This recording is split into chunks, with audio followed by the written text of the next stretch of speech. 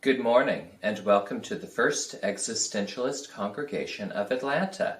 We are a philosophically based spiritual community founded on existential philosophy and feminist principles, and dedicated to human liberation and the protection of the natural world. My name is Patton White, and I will be facilitating this morning's celebration of life. We make our spiritual home in the old stone church, which was hand-built 100 years ago by the African-American Antioch East Baptist Church. We honor their labors of love and the powerful history of this special place. We acknowledge that our spiritual home stands on land forcibly taken from the Muskogee Creek people.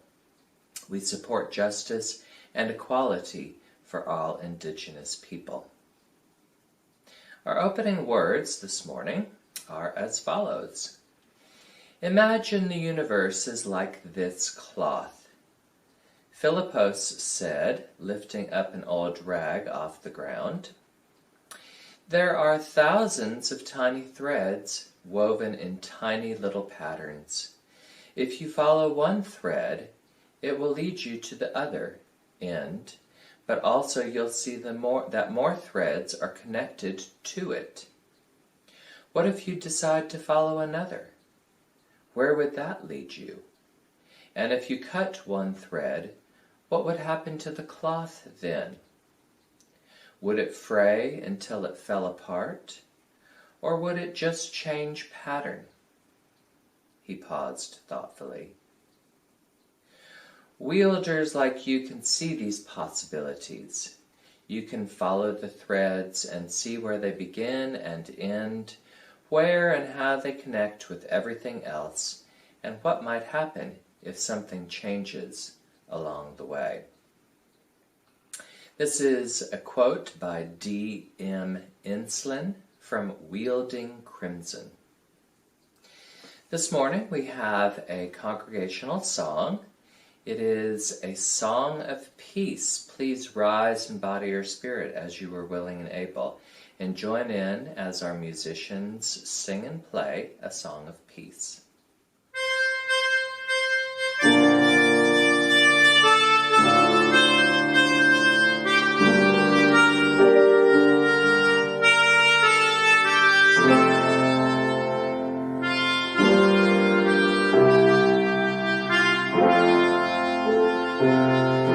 This is my song,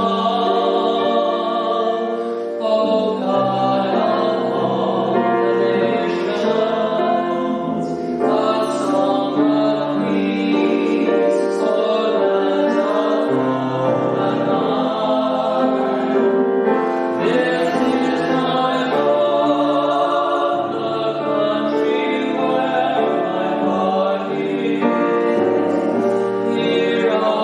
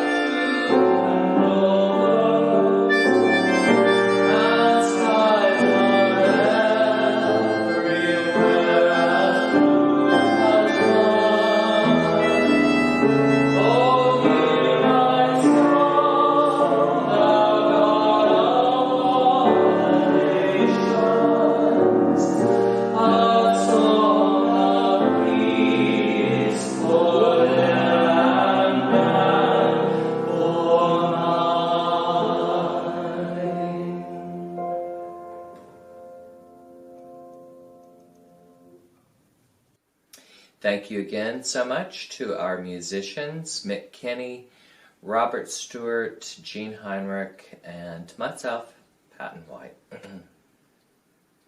Our speaker today, Loretta Ross, is a visiting associate professor at Smith College, teaching white supremacy in the age of Trump. She started her career in the women's movement in the 1970s, working at the D.C. Rape Crisis Center, the National Organization for Women, the National Black Women's Health Project, and Center for Democratic Renewal, or the National Anti-Klan Network, the National Center for Human Rights Education, and SisterSong, Women of Color Reproductive Justice Collective. Her forthcoming book is Calling In the Calling Out Culture. Her most recent publications are Reproductive Justice, an Introduction, and Radical Reproductive Justice. Loretta.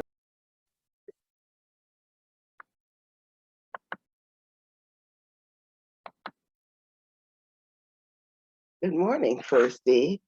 I'm so glad to be back here speaking with y'all again. Today that my topic is calling in for human rights. Of course, I've talked to y'all before about calling in. Today, I want to focus more on why we need to do it to build an effective, united human rights movement. I think we all know what calling out is, publicly criticizing someone for something you think they've done wrong or something they've said you disagree with. It's an effort to hold someone accountable. Calling in is at the other end of the continuum, holding another person accountable through love and respect instead of anger and hostility. Calling out is an invitation to a fight. Calling in is an invitation to a conversation. Which accountability process you choose depends on which outcome you want. Most people are somewhere in the middle of this debate, wanting to do the right thing while not wanting to get sucked into unpleasant conflict. Now, I believe that calling in practices will be as significant to the 21st century struggle for human rights as nonviolent practices were for the civil rights movement in the 20th century. But to make this vision a reality, we have to move from the punitive call-out culture the same way human rights leaders like Nelson Mandela refused to violence in the past. We have to learn how to resist the lure of rhetorical violence against each other based on our disagreements and instead build processes of collaboration and cooperation. An effective human rights movement requires several things. One, a vision how humanity should treat each other based on shared values and practices. These values are articulated in the Universal Declaration of Human Rights, written in 1948. The 8 categories of human rights are civil, political, economic, social, cultural, environmental, developmental, and sexual. And I believe that a 9th category is emerging that could be added, called digital human rights. Now, to get towards this goal that's universal for all humanity, we need to recognize our interdependence and the fact that everyone has the same human rights. We use the concept of intersectionality to determine what vulnerabilities each person has, because we have to attend to those vulnerabilities for their human rights to be protected and respected. An example is a blind child, because every child has a right to an education, but a blind child may need her books in Braille. She doesn't have special rights, but she does have special needs. Human rights means including everyone while respecting each person's individual identities and needs. The second thing we need to understand is how human rights must become the basis for our moral, legal, and political decisions and get infused into our politics, our economics, and our relationships. We need to establish standards for how people should be treated as a matter of morality, instead of the hypocritical moral standards mouthed by those who are opposed to human rights for all. In politics, We need to elect people who will tell us how many children they're going to send to college instead of how many they will send to jail. We need politicians who tell us how to achieve our dreams, not those who manipulate us through our fears.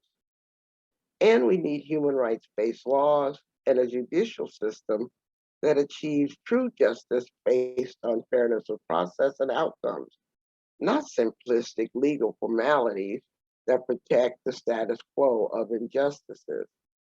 A recent example is how the Supreme Court continually weakens voting rights by pretending that efforts to suppress the vote are not occurring and cause no harm to our democracy.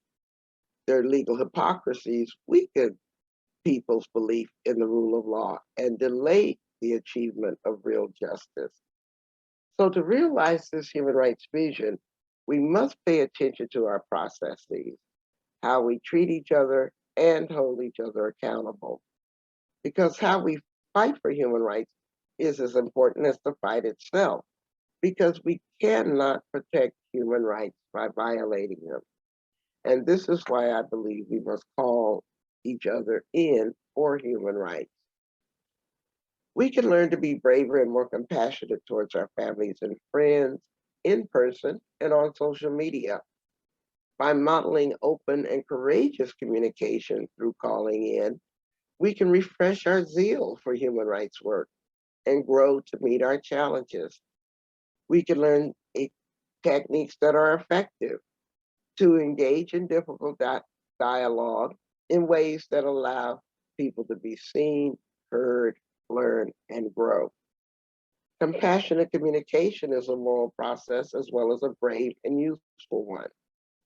Calling in means learning and selecting practices that invite people in for conversations with people who have different ideas about social justice work. Calling in also requires a commitment to recognize and support each other's strengths and to consciously help expand another's perspectives by engaging in a positive and non-confrontational manner. It's about working together to find and reach shared goals for building this human rights movement, which is comprised of many sectors and issues that work together to change the power structures of this country to end inequality and injustices. Calling in teaches us what we do not know how to do.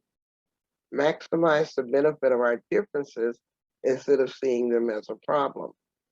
We can have conversations that don't activate each other's defensive walls that prevent honest and kind dialogue. We can help each other be less pessimistic about the future and learn how to encourage each other to be braver in speaking out with love and compassion. We can find joy in human rights and not take ourselves too seriously by remembering how our humor, our convictions, and our joy of life can coexist together.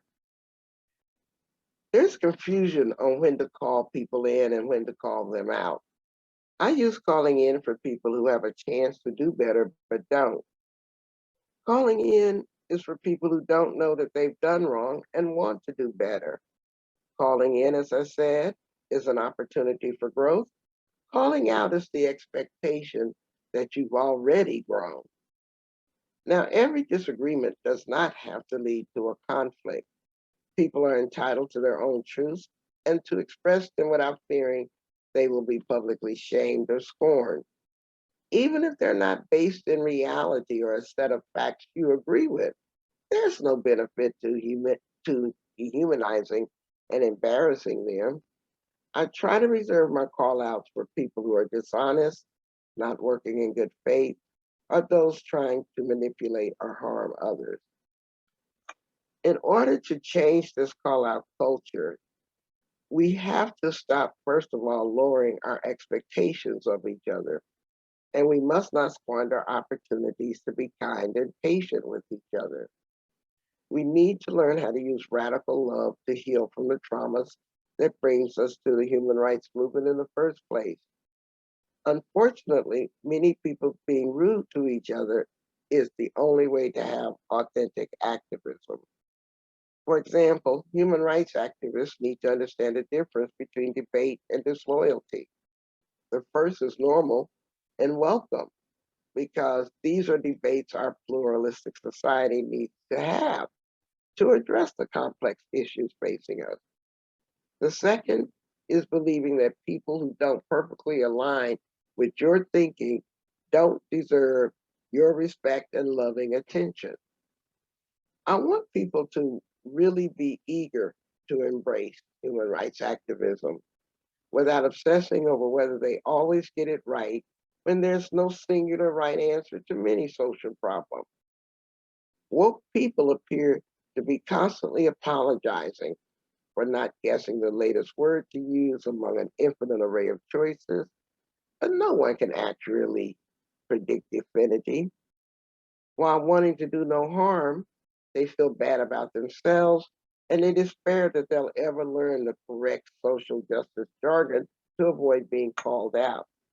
They fear losing friends, family, and coworkers in the call out culture, and yet haven't figured out how to move forward. Learning calling in practices help people learn to understand their reactions and those of others to better understand the nuances of complex human interactions. One of the benefits of calling in, it helps people feel that they know us better, that we're not simply known for our mistakes, but for our hearts, that they can feel our compassion as clearly as they hear our words. We don't need to appear desperate, but confident and capable of making a powerful offering of love, grace, and forgiveness to others. A thought leader in compassionate relationship building can actually show strength and expertise without humiliating others. For example, becoming comfortable with the fact that you'll make mistakes reflects your evolving knowledge, not that you're a bad person. Making a mistake is not the same as being a mistake. Becoming comfortable within your own skin will result in learning to be vulnerable and open to others and not fear those who disagree with you. They may even offer a new perspective worth considering. You'll take pride in your ability to be honest with others, to be authentic with yourself, and not fear rejection if you share your opinions and feelings with love and respect. Establishing self preserving boundaries means your feelings will not sabotage your intellect or betray your heart. Human rights activists should be leading a revolution of renewal, one that helps people understand that our country stands on the precipice of collapse or regeneration. As civil rights scholar Vincent Harding analyzed, we are citizens of a country that does not exist.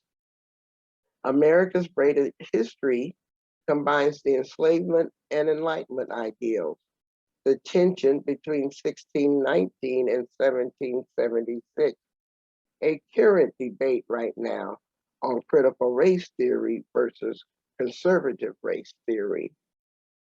A pluralistic, globalized world requires countries that prioritize intolerance for differences of opinion and culture, as well as properly functioning institutions that promote interdependence.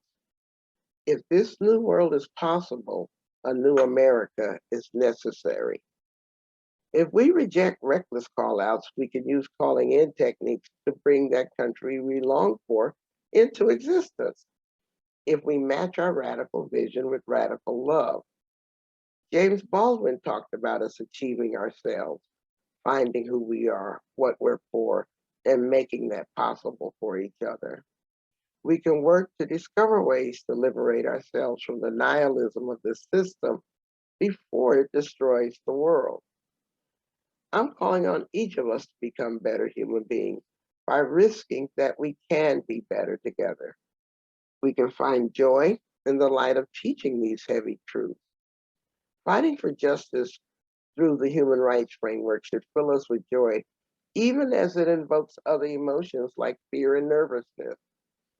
I want us to become better at helping people work together instead of remaining endlessly discontented and disconnected from each other. I want us to develop calling in practices for staying together in the human rights movement, no matter how hard it gets. We're at a point where progressives in every movement, whether it's labor, immigrant rights, Black Lives Matter, environmental women's rights, queer rights, reproductive justice, are aligning because we figured out that we can't succeed without each other. And this is happening just when the call out culture is dominant. Those who believe in oppression cannot afford for us to join forces and work together, yet we cannot afford not to. All our social movements are essentially one human rights movement with different sectors. The call out culture threatens to undermine this historic breakthrough of acknowledged political interdependence, and our horizontal fights weaken us all. We will frequently stumble through this human experiment called social justice while building this human rights movement for the 21st century. We have to learn to be more forgiving of those who are not socially or politically close to us and learn more flexibility with those who are in our social and political circles. It's not only a matter of morality, but strategy.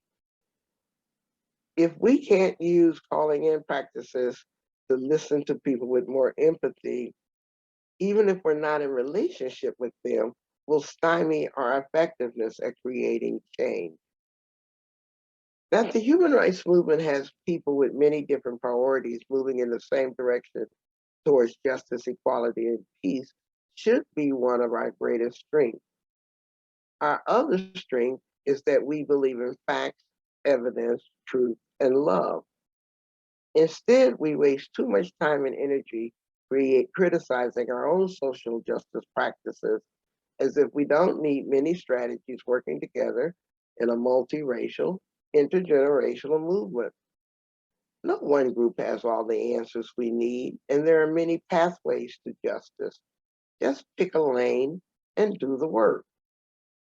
Our movement requires a positive statement of our values and visions beyond denouncing our opponents and allies. Most people are simply seeking comfort, safety, and stability in the world. The human rights movement offers these assurances, but we are competing against those who also offer the same promises, but they seek to achieve them in a much more destructive way. We must model the world we desire. We must become that which we want to represent, demonstrate our interdependence, our belief in equality, inclusion, respect, love, and freedom, and not replicate the ideas and practices of our opponents who use intolerance, judgmentalism, white supremacy, religious fundamentalism, and patriarchy, and use the survival of the fittest mentality.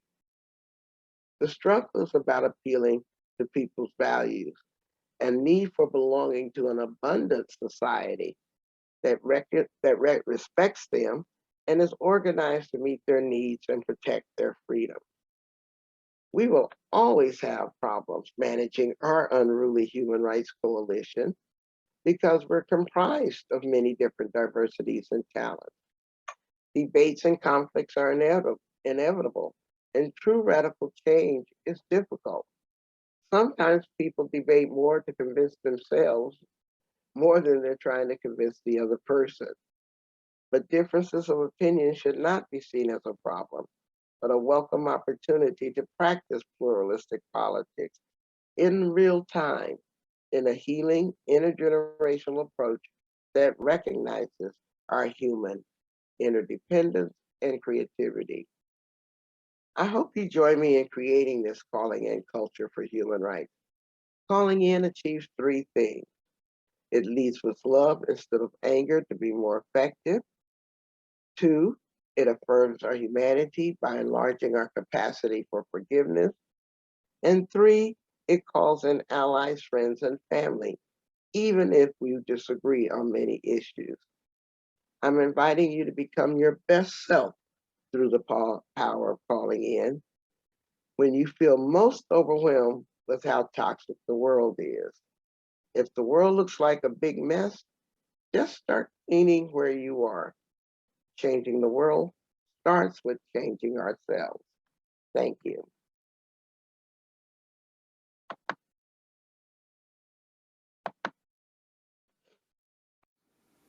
Thank you so much for your words, Loretta. We always enjoy so much what you have to bring and share with us here at First E. Please join us on Zoom immediately following this broadcast for our meet and greet, where we will discuss the topic that Loretta has brought to us this morning, as well as sharing personal joys, sorrows, or concerns, and community announcements. You can find the link to join the Zoom meeting in the comments or chat section of today's broadcast.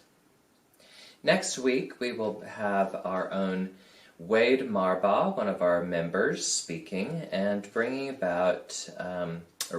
his talk, Land Acknowledgement Statement, The Past is Prologue.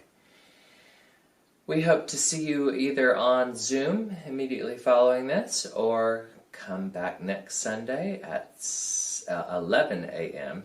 I was almost about to say a different time, but anyway, 11 a.m. next Sunday, and hope you have a great rest of your day today and a great week, and we'll see you soon. Bye-bye.